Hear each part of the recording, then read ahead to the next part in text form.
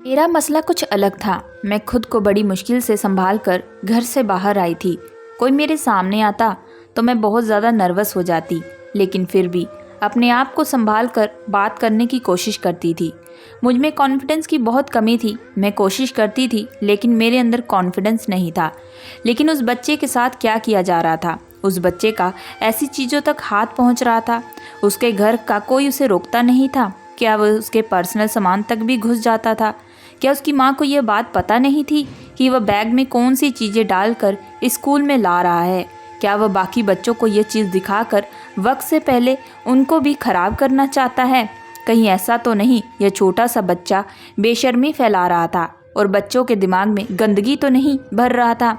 मैंने उस बच्चे पर नज़र रखने का सोचा। मेरे 2 पीरियड्स उस बच्चे की क्लास में भी होते। मैं बहुत अच्छे से पढ़ाया करती, लेकिन आज मुझे उस पर नज़र रखनी थी। यह बाकी बच्चों की तरह नहीं था, लेकिन थोड़ा चुप रहता, किसी से ज़्यादा बात नहीं करता। उसने पूरा दिन ऐसा कुछ भी नहीं किया जो रूल से हटकर था। लेकिन एक बात ऐसी थी जो सच में बहुत अजीब थी। वह यह थे कि वह लंच टाइम में भी अपना बैग अपने साथ लेकर जाता। वह अपना बैग खुद से दूर नहीं करता।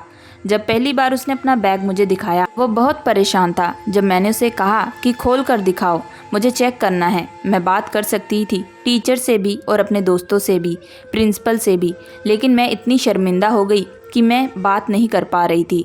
लेकिन इस मसले को हल करना चाहती थी। आजकल के बच्चे पहले की तरह मासूम बिल्कुल भी नहीं होते। यह बहुत ही बुरी बात थी, क्योंकि यही हमारे देश का भविष्य है और न जाने ये लोग किस तरफ जा रहे थे। और एक हमारा घर था जहाँ पर मुझे फ़ोन रखने की भी परमिशन नहीं थी। हालांकि मेरी उम्र 25 साल हो चुकी थी, लेकिन कभी मुझे स्कूल आने से देरी हो जाती तो बहुत ज़्यादा मुझे डांट सुनाई पड़ती। मम्मी कहती कि क्या करती हो जो देर हो जाती है, बता नहीं सकती? तो मैंने कहा कि कैसे बताती, कबूतर के ज़रिए तो पैगाम तो नहीं भेज सकती। आपको पता है कि मेरे पास फ़ोन नहीं है, एक छोटा सा फ़ोन रखने दे। मैं बाद में फ़ोन नहीं रखूँगी, बस फ़ोन उठाने के लिए फ़ोन रख लूँगी। मम्मी इस बात को नहीं मानती थी। वह कहती थी पापा अगर परमिशन देते हैं तो रख लो, लेकिन पापा को कौन समझाता? पापा से तो बात करना बहुत ही मुश्किल था। वह तो मुझे नौकरी से भी निकलवा देना चाहते थे। पापा का कहना था कि जब करने लगी है तो अब अजीब अजीब डिमांड भी रख रही है, छोड़ दे नौकरी और घर बैठ। हमारे घर में बहुत परेशानी थी, लेकिन पापा यह मानने को तैयार नहीं थे। हमारे यहाँ इतनी परेशानी है। वह कहते थे जिसने हमें इस दुनिया में भेजा है वह भगवान किसी को भूखा नहीं रखता, जबकि पापा घर में पैसा नहीं देते। मेरी सैलरी से ही घर का राशन पानी आता और हम लोग भूखे रहने से बच जाते। लेकिन उस बच्चे की हरकतें देखकर मैं परेशान हो रही थी। एक दिन मैंने उस बच्चे को रोक लिया और उसे अकेले में जाकर पूछा और कहा कि तुमने ये क्या डाल कर रखा है? तुम्हें शर्म नहीं आती? ऐसी चीज़ें क्यों स्कूल लेकर आते हो? रोज़ ही चीज़ तुम्हारे बैग में होती है। तुम्हारे मम्मी पापा है या नहीं? मैं प्रिंसिपल को शिकायत लगाऊंगी। उस बच्चे ने तो पहले सारी बातें सर झुका कर सुनी, लेकिन उसके चेहरे पर बच्चों वाले भाव नहीं थे।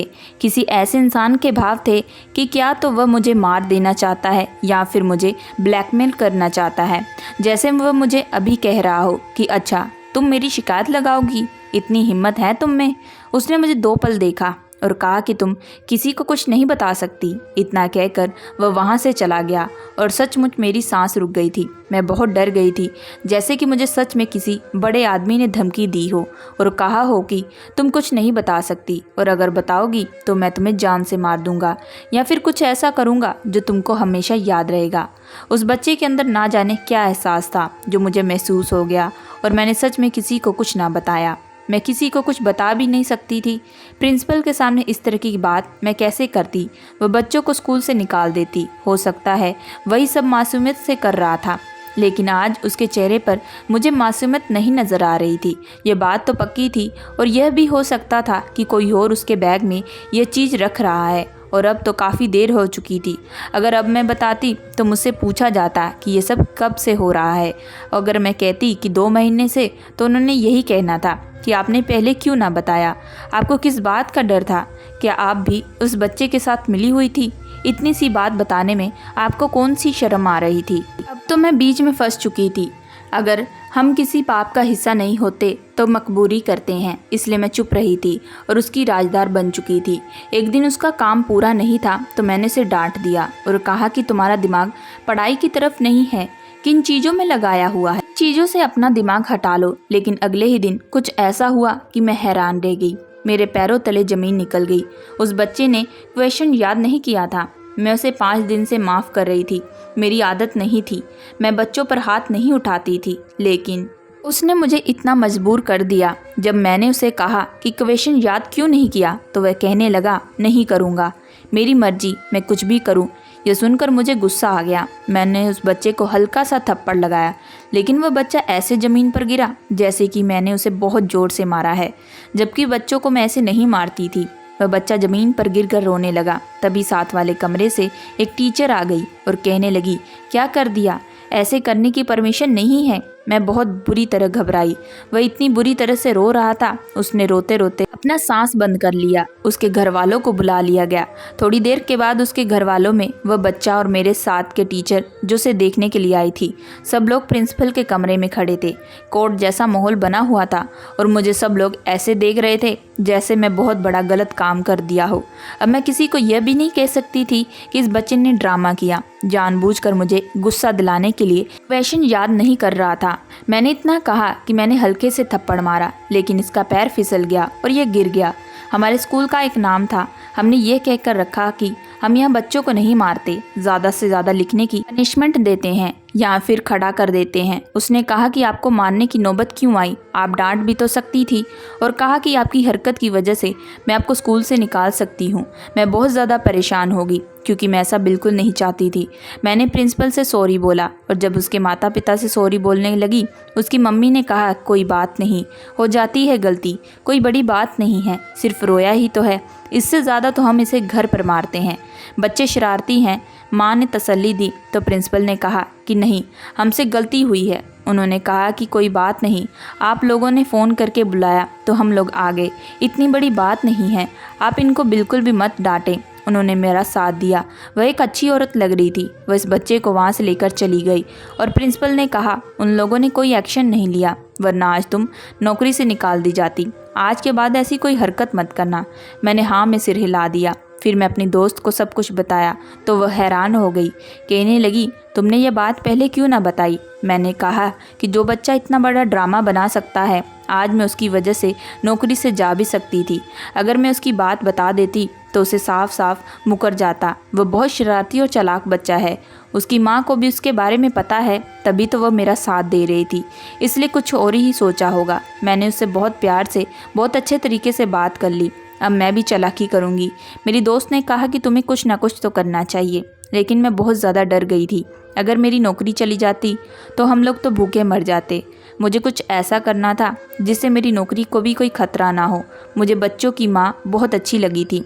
शायद वह अपने बच्चे के बारे में बहुत अच्छी तरीके से जानती भी थी, इसीलिए मैंने सोचा कि मुझे इसी से बात करनी चाहिए। मैंने उस बच्चे की डायरी में देखा जिसमें उसके मम्मी पापा दोनों का नंबर लिखा था।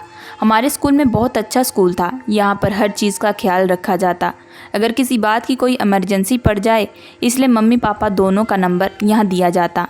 मैंने उसकी मम्मी का नंबर कॉपी कर लिया और घर जाकर कॉल की तो उसने मेरी कॉल नहीं उठाई। इसके बाद मैंने उसे दोबारा कॉल की और फिर मैं अपने बारे में बताया। मैंने उनसे कहा कि अगर आपका बच्चा आपके पास बैठा है तो आप वहाँ से साइड हो जाएं। उसने कहा कि नहीं नहीं, ऐसा नहीं है, आप बेफिक्र होकर बात करें। बोले, क्या बात है। मैंने कहा कि मैं आपसे मिलना चाहती हूँ अकेले में, लेकिन मैं आपको स्कूल में नहीं मिल सकती, इसलिए आपको कहीं बाहर पर मिलना होगा। मुझे आपके बेटे के बारे में बहुत ज़रूरी बात करनी है। मैं सोच रही थी कि वह परेशान होगी, कुछ ना कुछ बोलेगी, लेकिन उसने कहा कि ठीक है, मैं आपसे मिलने के लिए तैयार हूँ। फिर उसने मुझसे पूछा कि मैं कहाँ पर आसानी से आ सकती हूँ। मैं उसे एक जगह का बता दिया। हमें वैसे भी कोई घूमने तो जाना नहीं था, हमें सिर्फ बात ही करनी थी। वह जगह बहुत अच्छी थी बात करने के लिए। उसने कहा कि ठीक है, मैं कल वहाँ पर पहुँच जाऊँगी। मैं स्कूल के बाद का टाइम बताया क्योंकि मैं स्कूल के बाद ही वहाँ पर जा सकती थी।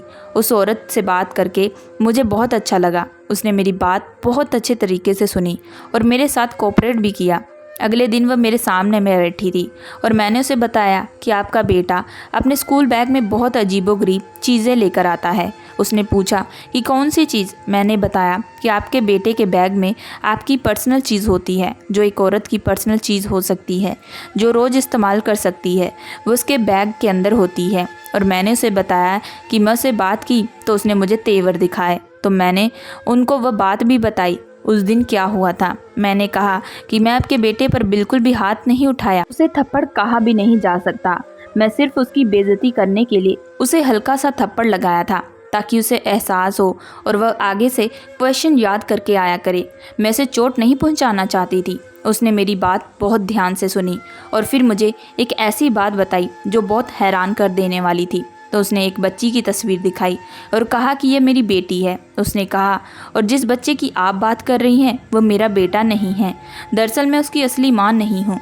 उसमें उसकी गलती नहीं है। वह जो भी करता है वह अपने हिसाब से ठीक करता है। मैंने कहा कि आप कैसे बात कर सकती हैं? वह अपने बैग में किसी औरत की पर्सनल चीज़ लेकर आता है, पूरे दिन अपने बैग में रखता है। अगर हम ये तलाशी नहीं लेते तो हमें पता ही नहीं चलता कि किसी को भी यह बात पता नहीं। और जब मैं उससे बात की तो वह मुझे ऐसे देख रहा था कि जैसे वह मुझे कोई तकलीफ़ पहुंचा देगा।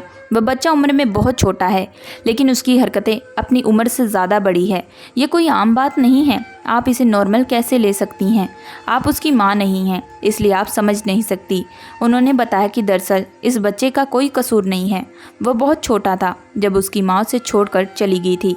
मैंने कहा कि बहुत अफसोस हुआ। उसने कहा कि इसकी माँ इस दुनिया से नहीं बल्कि इसे ही छोड़कर चली गई है, वो भी अपने किसी प्रेमी के साथ। उस टाइम चिंकू बहुत छोटा था और वह उसे छोड़कर अपने प्रेमी के साथ चली गई और पलट कर उसकी तरफ देखा तक नहीं।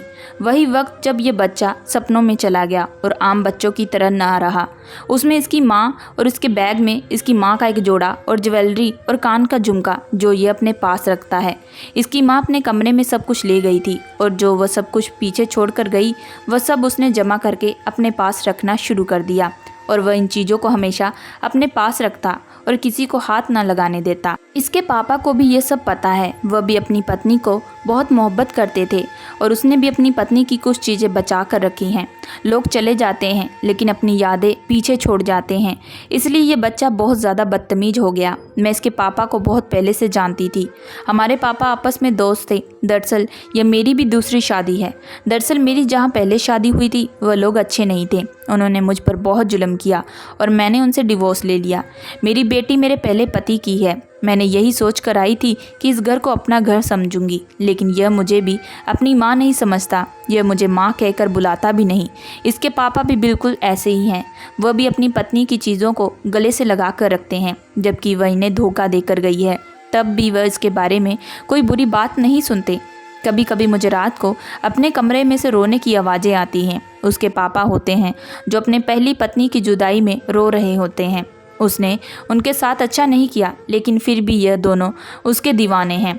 वह इनको इस दुनिया में छोड़कर चली जाती है तो शायद इन दोनों का सदमा इतना भारी नहीं होता, लेकिन ये दोनों बाप बेटे एक जैसे ही हैं। मैं इन्हें प्यार करती हूँ, संभालती हूँ, कोशिश करती हूँ कि सब ठीक हो जाए, लेकिन कुछ भी ठीक ना होता।